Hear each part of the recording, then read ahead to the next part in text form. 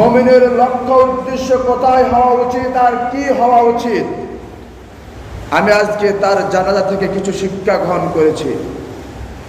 সেই কথাটার সাথে আজকের সারমর্ম আপনাদের সামনে আমি বলবো। আল্লাহ সুবহানাহু ওয়া তাআলা বলেন, ওয়া মা আনা মিনাল মুশরিকিন, কোন মুমিন মুশরিকদের সামনে মাথা নত করতে পারে না। মুমিন সার্বক্ষণিক তার মাথা উঁচু করে দাঁড়িয়ে থাকবে। মুমিন তার মাথা উঁচু করার জন্য যা যা করার দরকার তাই করবে। মুমিন তাকওয়া অর্জনের জন্য রব্বে কারীমকে যেভাবে মানার প্রয়োজন সেভাবে মানবে। রব্বে কারীমকে যেভাবে মুমিন হিসেবে স্বীকার করা দরকার সেভাবে স্বীকার করবে।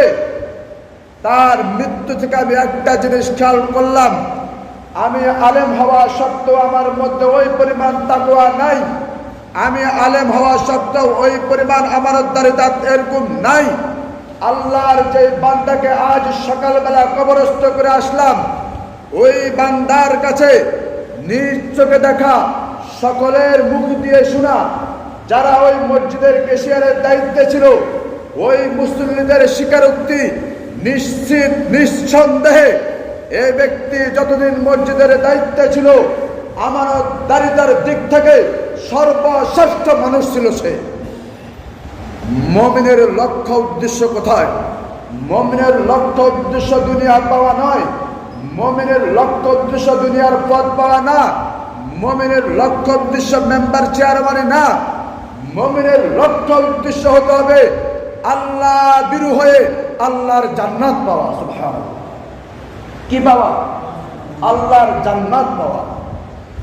মুমিনের লক্ষ্য এবং উদ্দেশ্য বলতে গিয়ে বলতেছি, আল্লাহর যে বান্দাকে আজকে কবরস্থ করে আসলাম, আপনি বিশ্বাস করলেও সত্য, আপনি বিশ্বাস না করলেও সত্য, আমরা নিজেরা ব্যবসা বাণিজ্যের দোহাই দিয়া, আমরা নিজেরা কর্মব্যস্ততার দোহাই দিয়া, আমরা নিজেরা নিজের সামাজিকতার দোহাই দিয়া, আমরা নিজেরা পারিবারিকতার দোহাই দিয়া আল্লাহর জমিনে আল্লাহর আইন বাস্তবায়ন করার জন্য, আল্লাহর দ্বীন কায়েমের জন্য আমরা নিজেদের ঠোঁট বন্ধ করে রাখি, নিজেদের জবান বন্ধ করে রাখি, নিজেদের কলব বন্ধ করে রাখি। আল্লাহর দ্বীন প্রচারের জন্য দাওয়াতি কাজে অংশগ্রহণ করি না। আল্লাহর এই বান্দা যদিও পূর্ণাঙ্গ আরবি শিক্ষিত না, কিন্তু তার জীবনের অতি সংখ্যক সময় ব্যয় করছে আল্লাহর জমিনে আল্লাহর দ্বীন কায়েম করার জন্য। মুমিনের লক্ষ্য উদ্দেশ্য কি হওয়া উচিত? মুমিনের লক্ষ্য উদ্দেশ্য কি? মুমিনের আমানতদারিতা কি? এটা বোঝানোর জন্য বলতেছি, কাউকে খুশি করার জন্য না। সে আর আমার এই ওয়াজ শুনবে না যে আমি তাকে খুশি করার জন্য এই ওয়াজ করতেছি। সে কি আর শুনবে নাকি? সে তো আর শুনবে না, সে তো কবরস্থ হয়ে গেছে। এজন্য আমাদেরকে শিক্ষা গ্রহণ করতে হবে।